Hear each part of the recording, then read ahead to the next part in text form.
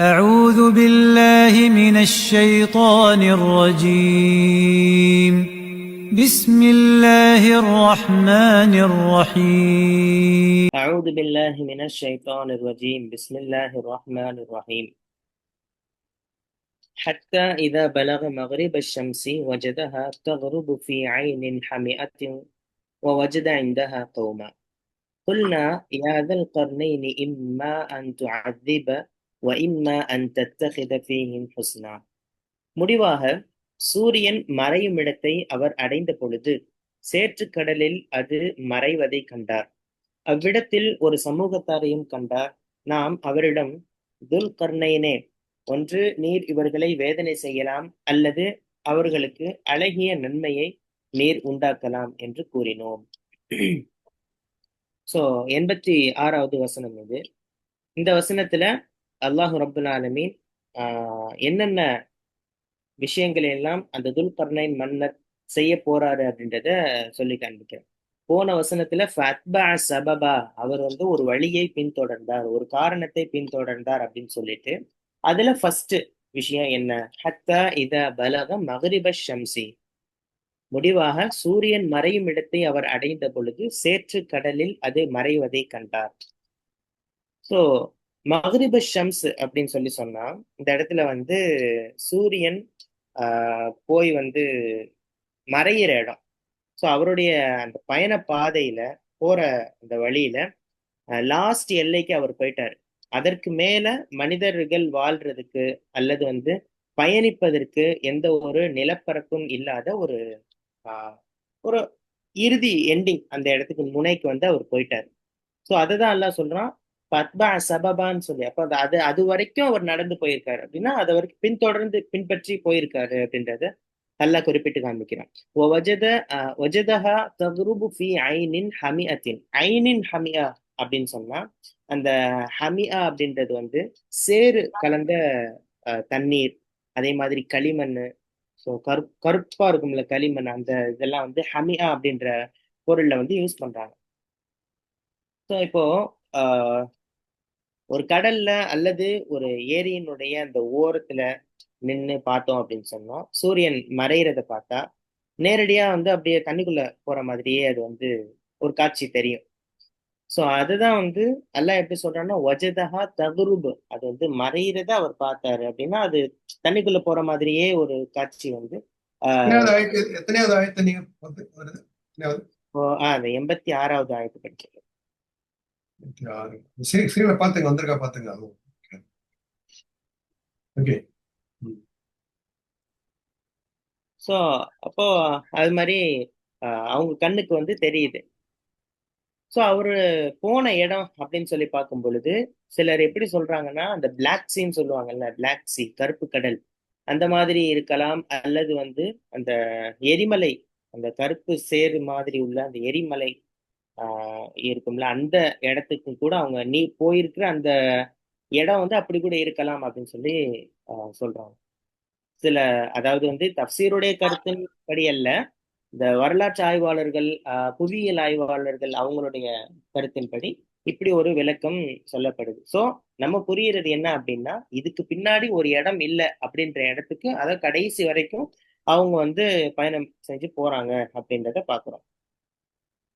வஜத இந்தஹா கௌமா, அவ்விடத்தில் ஒரு சமூகத்தாரையும் கண்டார். இப்போ அவங்க போன ஒரு இடத்துல அந்த இறுதி எல்லையை அடைஞ்சதுக்கு பின்னாடி ஒரு மனித கூட்டத்தை அவங்க சந்திக்கிறாங்க. அதை தான் எல்லாம் சொல்லி காண்பிக்கிறாங்க. இப்போ வெறுமனே பால் அடைஞ்ச ஒரு நிலப்பரப்புக்கோ அல்லது ஒரு சாதாரண இடத்துக்கோ அவங்க போகல. அங்கேயும் அவங்க போன இடத்துலயும் ஒரு மக்கள் கூட்டம் வாழ்ந்துச்சு. இன்னும் சொல்ல போனா சில தப்சீர்ல அதுக்கு எப்படி சொல்றாங்கன்னா, அந்த மக்கள், அந்த ஊர்ல இருந்த மக்கள் நேர்வழினா என்னன்னு தெரியாதவர்களாக, அதே மாதிரி இறை மறுப்பாளர்களாக, அக்கிரமம் செய்யக்கூடிய மக்களாக இருந்தாங்க அப்படின்னு சொல்லியும் சில தப்சீர்ல சொல்றாங்க. ஏன் அப்படின்னா இதுக்கு பின்னாடி வருது, குல்னா யாதல் கர்ணைனி, துல்கர்ணைனே இம்மா அன் துஅத்திப வ இம்மா அன் தத்தஹித ஃபீஹிம் ஹுஸ்னா, ஒன்று நீர் இவர்களை வேதனை செய்யலாம் அல்லது அவர்களுக்கு அழகிய நன்மையை நீங்கள் உண்டாக்கலாம் என்று நாம் கூறினோம். சோ இந்த இல்ல இடத்துல பார்த்தோம்னா இந்த தக்ருபு ஃபி ஐனின் ஹமியத்தின் ம் இது என்ன கொஞ்சம் எக்ஸ்பிளைன் பண்ணுங்க, எனக்கு புரியல எனக்கு. அதான் ஐனின் ஹமியத்தின் அப்படின்னு சொன்னா இந்த கருப்பா இருக்கிற நீர் ஊற்று, கருப்பு எப்படி சொல்றது, சேறு மாதிரி இருக்கும்ல, ம். அந்த மாதிரியான ஒரு பகுதியில சூரியன் வந்து மறைஞ்சிச்சு அப்படின்னு சொன்னா அது எப்படி தெரியும் பாக்குறதுக்கு? அதுக்குள்ள தண்ணிக்குள்ள போற மாதிரியே தெரியும். தூரத்துல நம்ம இருந்து ஒரு இடத்துல ஒரு கடலோடைய ஓரத்திலேயோ அல்லது ஏரியோடைய ஓரத்திலேயோ நின்று நம்ம பார்த்தோம்னு சொன்னா சூரியன் மறையும் போது அந்த பிளாக் கலர்ல ஒரு லைன் மாதிரி தெரியும். தண்ணிக்குள்ள போற மாதிரியே இருக்கும் சூரியன் மறையிறது அது வரைக்கும் அப்படின்னு சொன்னா அவங்க போன லாஸ்ட் எல்லை வரைக்கும் அப்படின்றத எல்லாம் காட்சிப்படுத்தும். புரியல எனக்கு ஒண்ணும். ஏன் அந்த அருண் சே- சொல்லுங்க, நான் என்ன சேற்றுக்கடலில் அது மறைவதை கண்டார் என்று டிரான்ஸ்லேட் பண்றாங்க. சேற்றுக்கடல் அப்படின்னு சொன்னா அந்த களிமண் வந்து பிளாக்கா இருக்கும்ல அந்த மாதிரி, அதை வந்து ஒரு வர்ணனை மாதிரி தான் நான் பாக்குறேன். வஜதஹா தகுருபு ஃபி ஐனின் ஹமியத்தின். இப்ப அதான் பத்தி பேசிட்டு இருந்தோம் இல்லைங்களா? ஆமா, அதாவது சேற்று கடலில் அது மறைவதை கண்டார் அப்படின்னு சொல்லி சொல்றாங்க இல்லையா? சேற்றுக்கடலில் மறைவது ஐனின் ஹமியத்தின். ஏன் அது மாதிரி எல்லாம் சொல்றாங்க? அதாவது ஆஹ் இது வந்து அந்த துல்கர்னைன் மன்னர் பார்த்த ஒரு காட்சி தான் இது. ஃபி ஐனின் ஹமியத்தின் அப்படின்னு சொல்லி ஒரு வார்த்தை வந்திருக்கு. அதாவது சேற்று கடலில் அப்படின்னா ஒண்ணு அதுக்கு என்ன சொல்றாங்கன்னு சொன்னா அந்த களிமண்ணு, அப்படி இல்லைன்னு சொன்னா கருப்பு சேர்ந்த நீர்நிலை, ஒருவேளை அது கடலாக கூட இருக்கலாம், அப்படி இல்லைன்னு சொன்னா அது ஒரு எரிமலை பகுதியாக கூட இருக்கலாம், எப்படியோ அல்லாஹு ஆலம். ஆனா அப்படி ஒரு காட்சியை அவங்க பாக்குறாங்க. ஐனின் ஹமியத்தின்னா ஆஹ் சேற்று நீர் ஊற்று. ஏன்னா நீர் அந்த நெருப்பு வந்து நல்லா கொதிச்சாலும் இந்த பிளாக் கலர்ல ஆயிரும். அதே மாதிரி கருப்புலையும் வந்து கடலுடைய அந்த ஓர பகுதியை பார்த்தோம்னா கருப்பா கூட தெரியும் மறையிற சமயத்துல. அதனால அல்லாஹ் வந்து அதை அப்படி காட்சிப்படுத்துறான், அவங்க பார்த்தாங்கன்றத அல்லாஹ் சொல்றான்.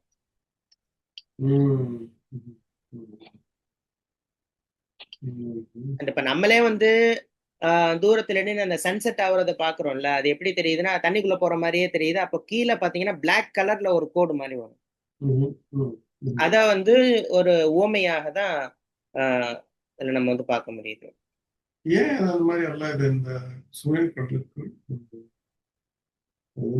என்ன சொல்றாங்கன்னா மனிதனுடைய கோணத்துல அதாவது அந்த அவர் போனது லாஸ்ட் வரைக்கும் மகரிப் அப்படின்னு சொன்னா மேற்கு வரைக்கும் போயிடுறாரு, அப்படின்னா அதனுடைய கடைசி எண்டிங் வரைக்கும் போயிடுறாரு. அவர் கண்டான்னு தான் சொல்றாங்க. அல்லாஹ் சொல்ல இல்ல அவர் கண்டாருன்றதுதான் அல்லாஹ் சொல்றான். சூரியன் அங்க மறையுதுன்னு நல்லா சொல்லல. இருக்கே அவரு பாக்குறாரு. நான் இங்க ஒரு இடத்துல பார்த்தோன்னா நம்ம ஒரு நாளைக்கு இப்போ அமெரிக்கால வந்து காலையில உதிக்குதுன்னா இந்தியால வந்து சாயங்காலம் மறையும். சோ அவர் பார்வையில அது மாதிரி இது அங்க இன்னொரு இடத்துல அது உதிக்கும் இல்லைங்களா? ஓகே, அடுத்து போயிடலாம். ஓகே, இது கருஞ்சேருங்கிறது வந்து ஹமியத்தின் வந்து கருஞ்சேருங்கிறது ஏன் சொல்றாங்க? டார்க் மைண்ட் இங்க கருஞ்சேரு நீ வேர்டு யூஸ் பண்றது பாருங்களேன். கருஞ்சேரு நீங்க நோட்ஸ்ல கருஞ்சேரு நான் பார்த்த வரைக்கும் அந்த ஐனின் ஹமியத்தின்னு சொன்னா அந்த பிளாக் கலர்ல இருக்கிற மட்டு அந்த களிமண்ணா கூட இருக்கலாம், அப்படி இல்லைன்னு சொன்னா ஒரு எரிமலையா கூட இருக்கலாம் அப்படின்றதுதான் வந்திருக்கு. சூடானு கூட சொல்றாங்க. சூடான் அதான் கொதிக்கக்கூடியனா எரிமலை.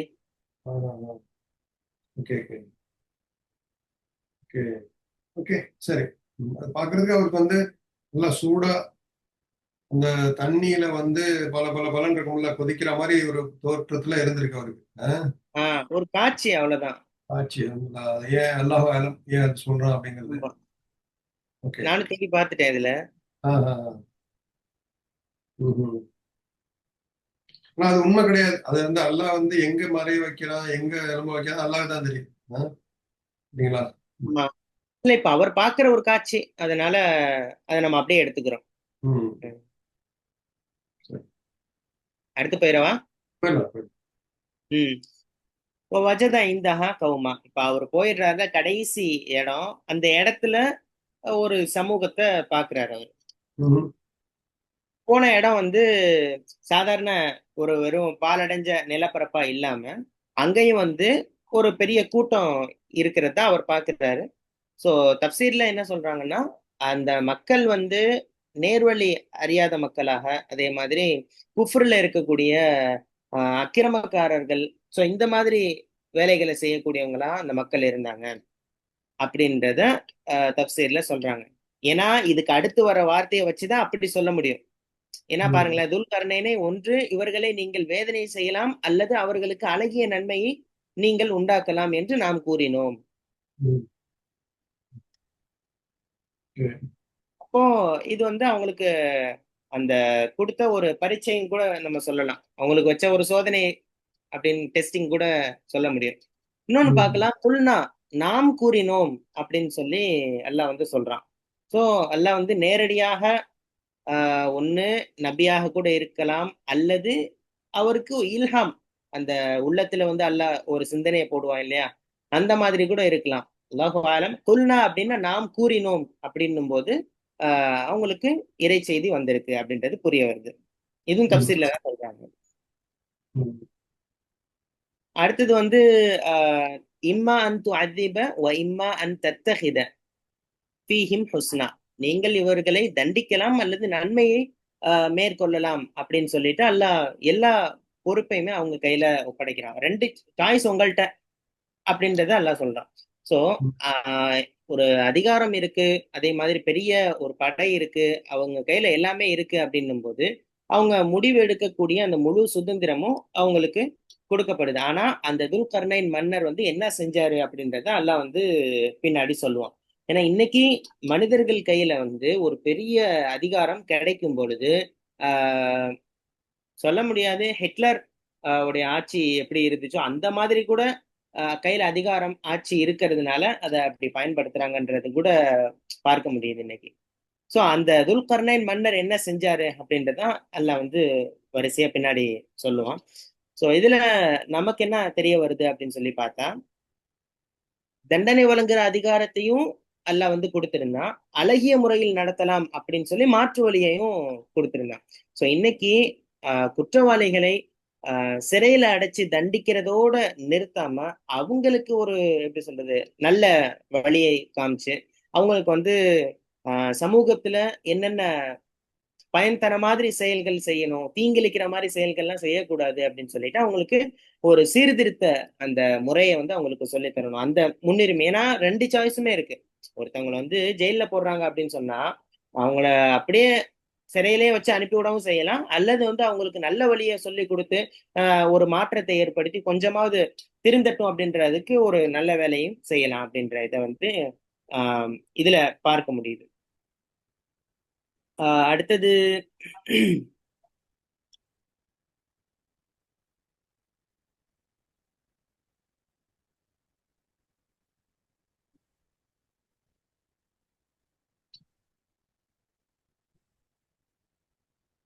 ம் அதாவது இந்த துல்கர்னைன் மன்னர் வந்து அவருடைய பயணம் முழுக்க முழுக்க நிறைய விதமான மொழி ரீதியான, கலாச்சாரம் ரீதியான, பழக்க வழக்கங்கள் ரீதியான மக்கள் எல்லாமே அவர் வந்து இப்போ ஒரு புதிய சமூகத்தை சந்திக்கிறாரு.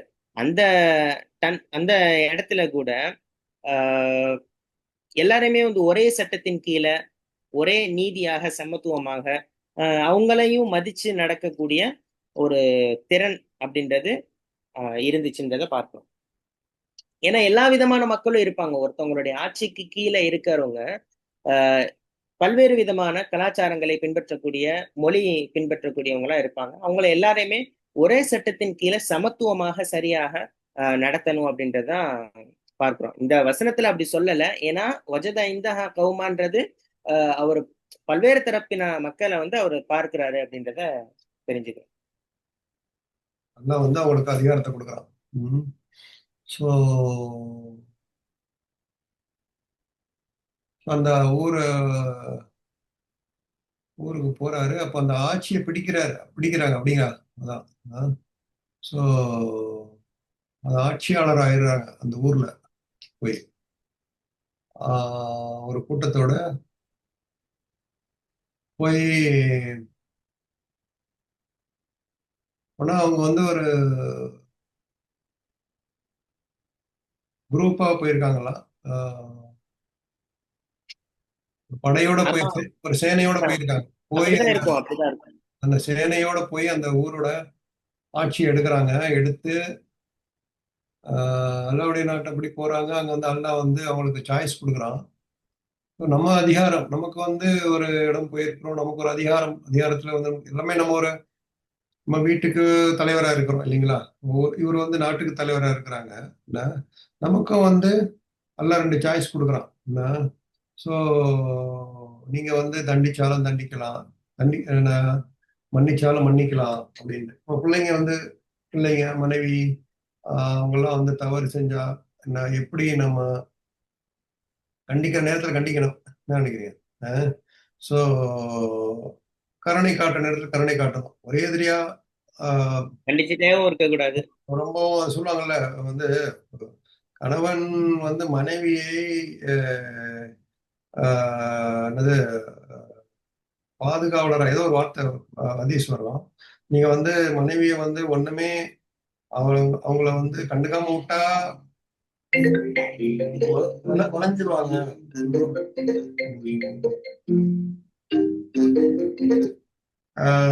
வளைஞ்சு போயிடுவாங்க. ரொம்பவும் வந்து வளைச்சிட்டா முறிஞ்சு போயிடுவாங்க. முறிஞ்சிரும் அப்படின்னு ஒரு ஹதீஸ் இருக்குல்ல? ம். என்ன கேள்விப்பட்டீங்களா அது? ஆமா, ஆமா. மனைவின்றவங்க வந்து ஒரு கோணலானதுதான். அ, அது நேராக்கணும்னு நினைச்சேன்னு சொன்னா, அ. அது ஒரு மாதிரி உடைச்சிட்டா, ரொம்ப வளைக்கணும்னு ஸ்ட்ரெயின் பண்ணா உடைஞ்சிரும். ஸோ பேலன்ஸ் வேணும். என்ன அப்படியே விட்டுறக்கூடாது. ரொம்பவும் போட்டு அவங்கள வந்து கசக்கி பிழியக்கூடாது. என்ன ஸோ பிள்ளைங்களும் அப்படிதான். பிள்ளைங்களும் வந்து விட்டு பிடிக்கணும்னு சொல்லுவாங்க. அதாவது ஒரு தவறு செஞ்சுட்டாங்க அப்படின்னா, அந்த தண்டனை வந்து கோவத்தினால வரக்கூடாது. என்ன ஸோ இவங்க வந்து இத ஒரு அரசரோ, ஒரு தலைவருக்குள்ள அது ஒரு பண்பு. என்ன நினைக்கிறீங்க? ஒரு ம். கோவத்தினால ஒருத்தங்கள வந்து தண்டிச்சிடக்கூடாது. அப்புறம் அந்த தண்டனை வந்து 2 பேருக்குமே வந்து பின்னாடி வந்து பிரச்சனையில தான் முடியும். நம்ம ஒரு கோவத்தினால ஏதோ ஒரு செயல் செஞ்சுட்டா, அது நமக்கு நாமே பின்விளைவை ஏற்படுத்தும். இந்த மாதிரி செஞ்சுட்டோமே அப்படிங்கிற ஒரு குற்ற உணர்ச்சி வரும். இந்த மாதிரி சம்டைம்ஸ் பசங்கள வந்து என்ன பண்ணிடுவாங்க, கண்டபடி போட்டு அடிச்சிடுறது, கண்டபடி திட்டிடுறது, வாயில வந்தபடி பேசிடுறது. ம். அப்படியெல்லாம் வந்து நம்ம சைத்தானுடைய கோபம். அந்த கோபம் வந்து என்ன பண்ணணும், கோபத்தை வந்து கட்டுப்படுத்தணும்னா அதுக்கு ரசூல் ஸல்லல்லாஹு அலைஹி வஸல்லம் வழிமுறை கொடுத்துருக்காங்க. கோபம் வந்து தண்ணி குடிங்க, நின்றா உட்காருங்க, உட்கார்ந்தும் அடங்கலைன்னா படுத்துக்கங்க, உதவு செய்யுங்க. என்ன ஸோ இந்த மாதிரி கோபத்தை வந்து கோபத்தினால வந்து நிறைய பின்விளைவுகள் தான் ஏற்படும். கோபம் வந்து சைத்தானுடைய ஒரு செயல். நான் அந்த கோபம் வந்துச்சுன்னா அவுதுபில்லாஹ் சொல்லணும். கோபம் சைத்தானுடைய பகிரங்க எதிரி தானே நமக்கு. என்ன சைத்தான் வந்து ஒருத்தங்க தப்பு செய்றாங்க, குஃப்ர்ல இருக்கிறாங்க அப்படின்னா அவங்கள இப்ப நம்ம கோவப்பட முடியாது. என்ன ஸோ பிள்ளைங்க நம்ம அந்த அளவுக்கு போல நம்ம தாய் அவங்க இவங்க வந்து நீங்க சொன்னீங்க அவங்க வந்து குஃப்ர்ல இருந்தாங்கன்னா அப்ப வந்து அல்லாஹ் நம்புற துல்கர்னைன் குஃப்ர் செய்யறவங்கள பார்த்து எவ்வளவு கோவப்பட்டிருப்பாங்க. என்ன ம். அங்கேயும் போய் அல்லாஹ் சாய்ஸ் குடுக்குறான். நீங்க உங்களுக்கு எந்த ஆட்சி அதிகாரம் இருந்தாலும், நீங்க வந்து அவங்கள வந்து தண்டிச்சாலும் தண்டிக்கலாம்.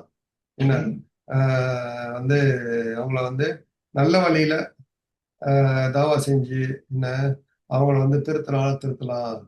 நல்ல காரியங்கள் செய்யலாம். செஞ்சு ரோல் மாடலா உங்க மேல ஒரு நல்ல அபிப்பிராயத்த கொண்டு வந்து, அதுக்கப்புறம் கூட தாவா செய்யலாம். இதுக்கு பின்னாடி ஆயத்துல செய்வாங்க. அந்த ஊருக்கு வந்து நல்ல விஷயம் செய்வாங்க. அப்படிப்பட்ட மக்களுக்கும். இல்லைங்களா? என்ன, செஞ்ச பிறகு அவங்க மேல ஒரு ம். நல்ல அபிப்பிராயம் வந்திருக்கலாம். என்ன, ஸோ அவங்க மூலமா ஒரு சமூகம் மறுமலர்ச்சியோ, மாற்றங்களோ இருந்திருக்கலாம். என்ன, அதனால அதாவது தீமைக்கும் நன்மை செய்யறதுங்கிறது வந்து இந்த ஒரு செய்யணும் அப்படிங்கிறது வந்து நமக்கு இந்த ஆயத்துல நம்ம புரிஞ்சுக்கலாம். ஸோ அப்பதான் ம். வந்து நமக்கு மேல ஒரு நல்ல அபிப்பிராயம் வரும். ஒருத்தன் வந்து தவறு செஞ்சுக்கிட்டு இருந்தான்னா, அவனுக்கு நல்லது செஞ்சுட்டு, அவன் செஞ்சாதான் அவன்கிட்ட ஒரு அட்வைஸ் சொன்னா தான் நம்மள வந்து கேட்பான். என்ன நல்ல வழியில பேசி அழகா அன்பா பேசினா தான், அந்த ஒரு ஆதரவா பேசினா தான் வந்து யாருமே திருத்த முடியும் இல்லைங்களா? அவங்கதான் அப்பதான் நம்ம பேச்ச கேட்பாங்க. ம். அதை விட்டுட்டு எடுத்த எடுப்புலயே ஒரு தண்டனை, இந்த மிலிட்ரி அந்த மாதிரிலாம் பண்ணா இந்த காலத்துல நடக்காது இல்லைங்களா? போற வழியிலேயே அவங்க போற வழியிலேயே போக விட்டு விட்டு பிடிக்கணும் அப்படிமா. ஸோ இதுக்கும் டைம் கொடுக்கணும், பொறுமை இருக்கணும், சபூர் செய்யணும். நம்ம திருத்தும் போது நான் ஒவ்வொருத்தங்களும் ஒவ்வொரு தலைமைத்துவத்துல தான் இருக்கிறோம். நீங்க வீட்டுல தலைவரா இருக்கிறீங்க இல்லையா? நான் வீட்டுல தலைவரா இருக்கிறேன். சோ அந்த மாதிரி ஒவ்வொருத்தவங்களுக்கும் இது என்ன படிப்பினை இந்த ஆயத்துல என்னன்னா, நமக்கு கொடுக்கப்பட்ட அதிகாரத்தை நம்ம எப்படி செயல்படுத்த போறோம் அப்படிங்கறத நல்லா பாக்குறான். நம்ம கிட்ட சாய்ஸ் கொடுக்குறான்.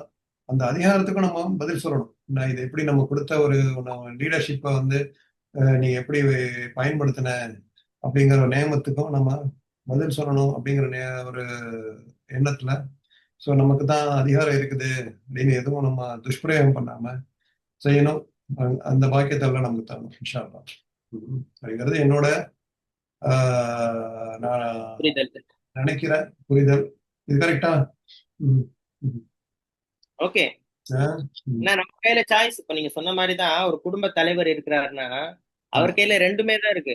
கோவப்பட்டுக்கிட்டேவும் இருக்கலாம், இல்ல ஓவரா பாசம் காட்டிட்டேவும் இருக்கலாம். அதுல நம்ம பேலன்ஸா சொல்ற மாதிரி கண்டிக்க வேண்டிய இடத்துல இங்க கண்டிக்கணும்னா அங்க கண்டிச்சிடணும். அதே மாதிரி பாசம் காட்ட வேண்டிய இடத்துல, தன்மையா நடந்து கொள்ள வேண்டிய இடத்துல தன்மையா நடந்துக்கணும் அப்படின்றதுதான்.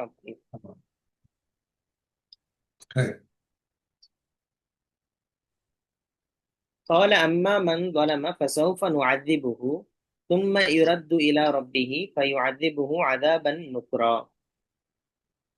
ஆகவே அவர்களிடம் எவர் அநியாயம் செய்கிறாரோ அவரை நாம் வேதனை செய்வோம், பின்னர் அவர் தன் இரட்சகனிடம் திருப்பப்படுவார், அப்போது அவன் மிக கடினமான வேதனையாக வேதனை செய்வான் என்று கூறினார். இப்போ 87வது வசனம் இது. இப்ப துல்கர்னைன் மன்னர் அந்த மக்களுக்கு இந்த ஊருக்கு போறாரு, இந்த சமுதாயத்தை பாக்குறாரு. அவங்களுக்கு ஃபர்ஸ்ட் செஞ்ச பிரகடனத்தை, அதாவது ஃபர்ஸ்ட் சொன்ன விஷயத்தை தான் அல்லாஹ் சொல்லி காண்பிக்கிறான். அவர் சொல்றாரு, அம்மா மன் தொலம, யார் அநியம் செய்கிறாரோ, அக்கிரமம் செய்கிறாரோ, அட்டூழியம் செய்கிறாரோ, சமுதாயத்துல எல்லா விதமான அநீதியான செயல்களை எல்லாம் செய்கிறாரோ, அவரை அவரை நாம் நிச்சயமாக தண்டிப்போம் அப்படின்னு சொல்லி அவர் சொல்றாரு. இப்ப இதுல பார்த்தா தன்னுடைய சுயநலத்துக்காண்டியோ அல்லது பழி வாங்கணுன்ற உணர்வுலையோ முடிவு எடுக்கல. மாறாக அநியாயம் செய்பவர்களுக்கு அவங்கள மட்டுமே தன்னுடைய ஃபர்ஸ்ட் இலக்கா அவர் மாத்துறாரு. அப்படின்னா ஒண்ணு அல்லாஹ்வுக்கு செய்யக்கூடிய அநீதி, அப்படின்னா அல்லாஹ்வினுடைய அந்த அதிகாரத்தை மறுத்து அவனுக்கு ஷிர்க் வைக்கிறது, அதே மாதிரி குஃப்ர்ல இருக்கிறது, இது மாதிரியான அல்லாஹ்வுக்கு செய்கின்ற ஒரு அநீதி. ரெண்டாவது சக மனிதர்கள் கூட வாழ்ற மனிதர்களுக்கு செய்யக்கூடிய அநீதி என்ன? ஊர்ல பலவீனமானவங்க எவ்வளவோ பேர் இருப்பாங்க, அவங்கள துன்புறுத்துறது, அவங்களுடைய சொத்தை அபகரிக்கிறது. அதே மாதிரி நிறைய பேரை நம்மளால என்ன அதாவது எவ்வளவு முடிஞ்ச அளவுக்கு அநியாயம் செய்ய முடியுமோ அந்த அளவுக்கு செய்யறது, இது எல்லாமே சக மனிதர்களுக்கு செய்கின்ற அந்த அநீதி. ஸோ இதான் அவர் ஃபோக்கஸ் பண்றாரு. ரெண்டு விஷயத்தையுமே, ஒண்ணு அல்லாஹ்வுக்கு செய்யற அநீதி, ரெண்டாவது சக மனிதர்களுக்கு செய்யற அநீதி. இது ரெண்டையுமே தான் அவர் ஃபோக்கஸ் பண்ணி இந்த ஒரு வார்த்தைய சொல்றாரு. இப்ப சௌஃபன் வஅதிபுஹு, அநியாயம் செய்யக்கூடிய யாராக இருந்தாலும், எவ்வளவு செல்வாக்கு படைச்சவராக இருந்தாலும், என்னுடைய ஆட்சியில அவங்களுக்கு பாதுகாப்புன்றது கிடையாது, அவங்களுக்கு தகுந்த தண்டனை அப்படின்றது நிச்சயமாக உண்டு அப்படின்னு சொல்லிட்டு அந்த அவர் போன அந்த சமுதாயத்துல அந்த பகுதியில ஒரு எச்சரிக்கைய விடுக்கிறார். சோ ஒரு நாட்டினுடைய அமைதிக்கும் சரி வளர்ச்சிக்கும் சரி அநியாயக்காரர்கள் இருக்கிறாங்கன்னா அவங்கள முழுக்க முழுக்க ஒடுக்கி அவங்கள அமைதியாக்குறது தான் ஒரு, எப்படி சொல்றது, அது ரொம்ப முக்கியம் அப்படின்றதுதான் இந்த துல்கர்னைன் மன்னர் அவருடைய வார்த்தையால உணர்த்துறாரு. சும்மா யுரத்து இலா ரப்பிஹி, பின்னர் அவர் தன் இரட்சகனிடம் திருப்பப்படுவார். அதாபன் நுக்ரா, அப்போது அவன் மிக கடினமான வேதனையாக வேதனை செய்வான் என்று கூறினார். இப்போ அந்த எச்சரிக்கையினுடைய உச்சகட்டம் அடுத்த கட்டத்துக்கு போயிடுறாரு. அநியாயம் செய்யறவங்களுக்கு உலகத்தில் இருக்கக்கூடிய சட்டமாக இருக்கட்டும், இராணுவமாக இருக்கட்டும், இதன் மூலமாக நான் தண்டனை கொடுப்பது அப்படின்றது ஒரு ஆரம்பம், ஒரு ஃபர்ஸ்ட் ஸ்டேஜ் தான். ஆனா இதுல இருந்து தப்பிக்கிறதுக்காண்டி நீங்க எங்க போய் ஓடி ஒளிஞ்சாலும் சரி, ஆனா மரணத்துக்கு பின்னாடி உங்களை படைத்த அந்த உண்மையான இறைவன், இரட்சகன், அவன்கிட்ட நீங்க திருப்பி கொண்டு வரப்படுறது அப்படின்றது உண்மை. அப்போ அல்லாஹ் என்ன செய்வான், ஃபயுஅதிபுஹு அதாபன் நுக்ரா. நுக்ரா அப்படின்றது வந்து மனிதனுடைய அறிவினால கற்பனை செய்ய முடியாத, அதே மாதிரி உலகத்துல யாருமே பார்த்திராத அதிர்ச்சியூட்டக்கூடிய ஒரு மிகப்பெரிய கொடூரம், ஒரு தண்டனை அப்படின்றது தான் அந்த நுக்ரா அப்படின்ற ஒரு வார்த்தை. சோ உலகத்துல ஒரு மனுஷன் எவ்வளவு பெரிய குற்றவாளியாக இருந்தாலும் மனிதன் கொடுக்கக்கூடிய அதிகபட்ச தண்டனைன்னு பார்த்தா மரணம் தான். அவன் உயிர் பிரிஞ்சதும் அந்த தண்டனை கூட முடிஞ்சிருது. ஆனா அல்லாஹ்வினுடைய தண்டனை, அந்த நரக வேதனை அப்படின்றது வந்து மரணத்துக்கும் பின்னாடி எப்பயுமே அழியாது. அது வந்து அதான் மனித கற்பனைகளுக்கு எட்டாத ஒரு கொடூரமான தண்டனையாக இருக்கும் அப்படின்னு சொல்லி துல்கர்னைன் மன்னர், அந்த மன்னர் வந்து மன்னராக இருந்து அந்த சமுதாயத்துக்கு வந்து எச்சரிக்கை செய்யறாரு.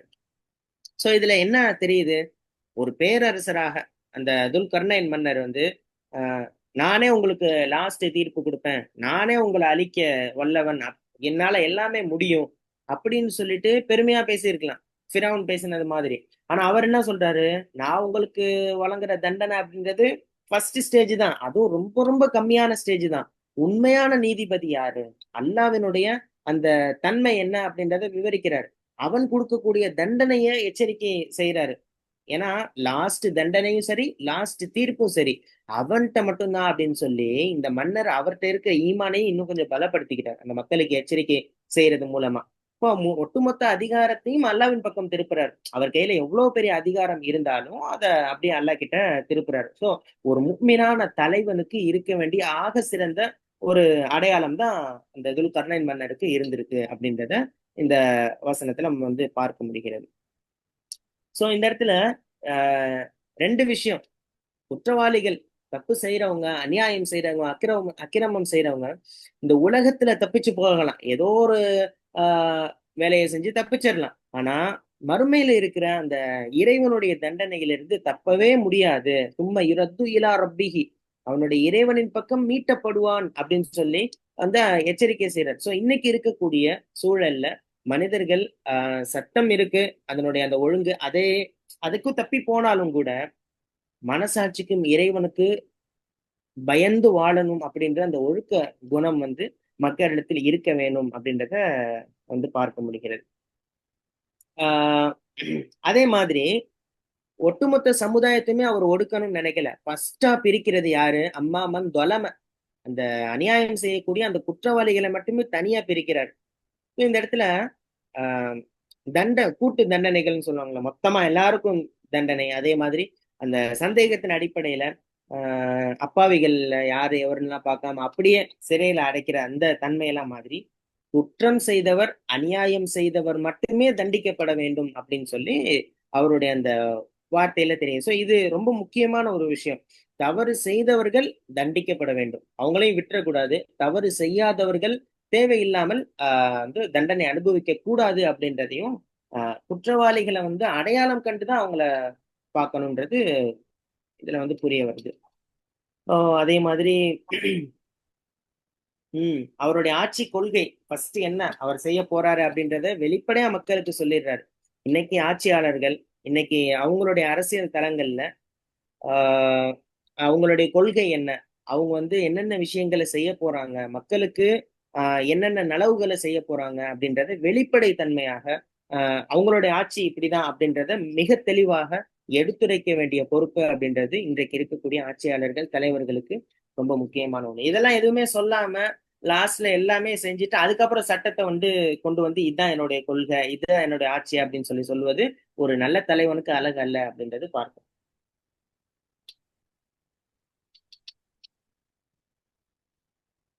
சொல்லுங்க. ஸோ முன்னாடியே அந்த ஆட்சியாளர்கள் வந்து சட்டங்கள்னு இருக்குது, என்ன எவ்வளோ இந்த மாதிரி தவறுகள் செஞ்சா, கொலை செஞ்சா தண்டனை, கற்பழிப்புக்கு என்ன தண்டனை முன்னே சட்டம் ஏற்றியிருக்கிறாங்க இல்லைங்களா? ஏற்றியிருக்கிறாங்க. அதை ஒவ்வொரு ஒவ்வொருத்தரும் தெரிஞ்சிருக்கணும். அது தெரியலன்னு போய் அந்த கோர்ட்ல போய் சொல்ல முடியாது. நான் நீதிபதிக்கு முன்னாடி இந்த தண்டனைலாம் எனக்கு இருக்குன்னு தெரியாது, தெரிஞ்சிருந்தா நான் செய்யாம இருந்திருப்பேனே. ம். அந்த மாதிரி நம்ம போய் ஏதாவது சொல்லுவாங்க, சட்டம் தெரியாம நான் தவறு செஞ்சேன் அப்படின்னா ஒத்துக்குவாங்களா? பண்ண மாட்டாங்க. அதே மாதிரி தான் குரானை நமக்கு என்ன, குரானை வந்து நம்ம ஆஹ், என்னென்ன நன்மை செஞ்சா நன்மை கொடுக்குறேங்கிறான், அண்ணா சொர்க்கம் தருகிறான், தீமை செஞ்சா தண்டனை கொடுக்குறேங்கிறான்ல. அதெல்லாம் தெரிஞ்சுக்கணும். தெரிஞ்சுட்டு அவங்க மறுமை நாள்ல போய் கையை பிசைஞ்சுக்கிட்டு நிக்க கூடாது. என்ன ஸோ இந்த மாதிரி பெரும் பாவங்கள், சிறுக்கு, வட்டி, ஜினா, என்ன இந்த மாதிரி பாவங்களுக்கெல்லாம் பெரிய தண்டனைகள் இருக்கு. இது போய் மறுமை நாள்ல போய் இதெல்லாம் வந்து தெரியாம செஞ்சுட்டேன், எக்ஸ்கியூஸ் என்ன எல்லாருக்கும் தெரியும் மனசுல எதுவுமே சொல்ல முடியாது. என்ன. ஸோ நீ தான் கல்வி கற்பது ஒவ்வொருவரோட கடமை அப்படின்னு சொல்லியிருக்காங்க ரசூலுல்லாஹி அலைஹி ம். வஸல்லம். இல்லைங்களா? எனக்கு தெரியாம போயிடுச்சு அப்படின்னா அல்லாஹ் ஒத்துக்க மாட்டான். என்ன, உனக்கு நான் வந்து ரசூல் ஸல்லல்லாஹு அலைஹி வஸல்லம் அமைச்சிருக்கேன், குர்ஆன் அமைச்சிருக்கிறேன், கல்வி கத்துக்கிறது உன்னுடைய கடமை, நீ தான் போய் கத்துக்கணும். நான் தெரியாம வந்து நான் வந்து நான் அங்க வந்து இணைய வச்சுட்டேன், தெரியாம போய் நான் அந்த வட்டி வாங்கிட்டேன், நான் இதெல்லாம் எனக்கு யாரும் சொல்லல, எந்த இமாமும் எங்க ஊர்ல சொல்லிக் கொடுக்கல, என்ன அப்படின்னு ஒவ்வொருத்தவங்களுடைய கடமை. இமாம் வந்து சொல்றாங்களோ இல்லையோ, நம்ம போய் வந்து நம்ம வந்து செல்ஃபா படிச்சுட்டு ஆஹ் இப்ப இவர் வந்து பிரகடனப்படுத்தி இருக்கிறாரு, இவர் சட்டம் ஏற்றி இருக்கலாம். துல்கர்னைன் ம். மன்னர் ஒரு சட்டம் ஏற்றி இருக்கலாம், அநியாயம் செய்யறவங்களுக்கு தண்டனை அப்படின்னு. என்ன சோ இதை விட கொடிய தண்டனை வந்து இப்ப நீங்க சொன்ன மாதிரி இப்போ அநியாயக்காரர்கள் இருக்கிறாங்க, என்ன ஆட்சியாளர்களா இருக்கிறாங்க, அவங்களுக்கு வந்து ஒரு தடவை தான் அந்த மரண தண்டனை கொடுக்க முடியும். நீங்க சொன்ன மாதிரி என்ன, அவங்க எத்தனையோ ம். லட்சக்கணக்கான உயிர்களை எடுத்திருந்தா இந்த உலகத்துல லட்சக்கணக்கான தடவை அவங்கள வந்து தூக்கில போட முடியாது. இல்லைங்களா? அங்க வந்து அல்லாஹ் அதான் வந்து அல்லாஹ் இதுல வந்து இது அல்லாஹ் வந்து நீதி பார்த்துக்குவான். நுக்ரா அந்த கடுமையான வேதனை சொல்றான் அங்க. என்ன துல்முக்காக. துல்முங்கிறது வந்து என்ன, துல்முங்கிறது வந்து அநியாயம் செய்தாரோ, அநியாயம் செய்யறது வந்து ஆஹ் அநியாயம் செய்யறது வந்து இணை வைக்கிறது, அதை விட இந்த இணைய வந்து பரப்புறது, இந்த உண்மையை மறைக்கிறது, நேர் வழியில போறவங்களை தடுக்கிறது, என்ன அப்படிங்கிறது கூட அந்த அநியாயத்துல வரும். என்ன சோ அல்லாஹ் ஆலம் இதுவும் வந்து பிரகடனப்படுத்துறாங்க, நாங்க வந்து தண்டிப்போம். நான் நீதி, இதான் இவரு நீதியான அரசர் தானே. என்ன ம். யாரும் வந்து அநியாயம் செய்யறவங்களை வந்து இந்த உலகத்துல அநியாயம் செய்யறவங்கள யார் தண்டிக்கிறாங்கன்னு சில பேர் பாத்தீங்கன்னா குற்றவாளிகள்லாம் வந்து வெளியில வளர்த்துவான், நியாயவான்கள்லாம் வந்து பாத்தீங்கன்னா ஜெயில இருப்பாங்க. என்ன இல்ல அது இந்த இந்த உலகத்தோட ஒரு சட்டமா இருக்கும். மறு உலகத்துல அது வந்து அல்லாஹ் நீதியை கொடுப்பான் இன்ஷா அல்லாஹ்.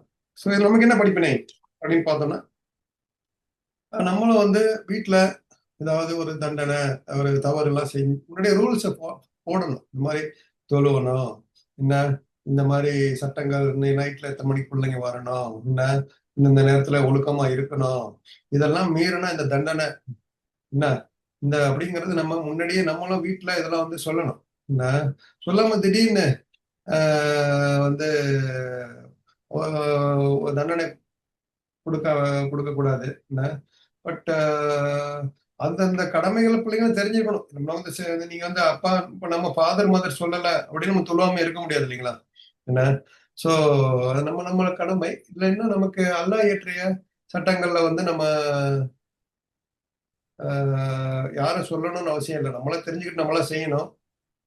சில சட்டங்கள்லாம் ஏற்கனவே எல்லாம் சரியத்தெல்லாம் வந்துருச்சு இல்லையா, முன்னாடி வந்துருச்சு. இன்னொரு இடத்துலயும் இருக்குல்ல. இப்ப ம், வந்து ஒரு ஒரு பிள்ளை வந்து வளர்றான் அப்படின்னு சொன்னா, பெத்தவங்க தாய் தகப்பன் தான் எல்லாமே சொல்லணுன்றத தாண்டி, அவங்க ம். எத்தனையோ இடத்துல ஸ்பீச், ஜும்மா ஸ்பீச் கேக்குறாங்க, பொதுவா ஆமா ஸ்பீச் கேக்குறாங்க. அந்த தொழுவாட்டி பாவம் அப்படின்றது காதுல வாங்கிட்டானாலே அவன் பொறுப்புதாரியா மாறிடுறான். என்ன நினைக்கிறீங்க? ஆமா ஆமா. அந்த ஸோ இடத்துல பெற்றவங்களுடைய கடமையும் அங்க நிறைவேறிடுது. அவங்க ரைட்டு. சொல்றாங்க சொல்லல, இன்னொருத்தவங்க சொல்லிட்டாங்கனாலே அந்த செய்தி போயிடுச்சுல காதுக்கு. அப்போ அவன் ஆமா. பின்பற்றி தானே அவனு. நாளைக்கு எல்லாம் கேட்கும்போது இவர் மூலியமா இந்த செய்தி உன் காதுக்கு வந்துச்சு, அதை நீ ஃபாலோ பண்ணியான்னு கேட்பான் இல்லையா? ஆமா. So இதுல வந்து நம்ம விருப்பு வெறுப்பு இல்லாம என்ன துல்ம் செய்யறவங்க சொந்தக்காரங்களா இருந்தாலும் சரி, என்ன அதே வந்து தன்னுடைய பணியாளரா இருந்தாலும் சரி, வேதனை செய்வோம். என்ன எதுக்கு இப்ப வேறுபாடு காட்ட மாட்டோம், பாரபட்சம் காமிக்க மாட்டோம். எந்த ஒரு தலைவரா இருந்தாலும், எந்த ஒரு அதிகாரம் உள்ளவங்களாலும் அந்த மாதிரி நடந்துக்கணும். ஏன்னா தவறு செஞ்சவங்கள கண்டிக்கவும் செய்யணும் அப்படிங்கிறது இந்த ஆயத்துல நம்ம புரிஞ்சுக்கலாம். இன்ஷா அல்லாஹ் அந்த ஞானத்தை நமக்கு கொடுக்கணும். நம்மளும் வந்து அந்த மாதிரி வீட்டுல தலைவரா இருக்கிறோம், அலுவலகங்கள்ல நமக்கு ஒரு சில பொறுப்புகள்லாம் இருந்தாலும் அநியாயத்தை வந்து நம்ம சப்போர்ட் பண்ணக்கூடாது. அநியாயத்தை தட்டி கேட்கணும். இல்லைன்னா நம்ம அநியாயத்துக்கு துணை போறவங்கள ஆயிடுவோம். என்ன, அந்த பாவம் நமக்கும் வந்து சேரும். ஸோ அப்படிங்கிறத அந்த ஒரு மன உறுதியை எல்லாம் நம்ம கொடுக்கணும், ஒரு வளத்தை கொடுக்கணும் இன்ஷா அல்லாஹ்.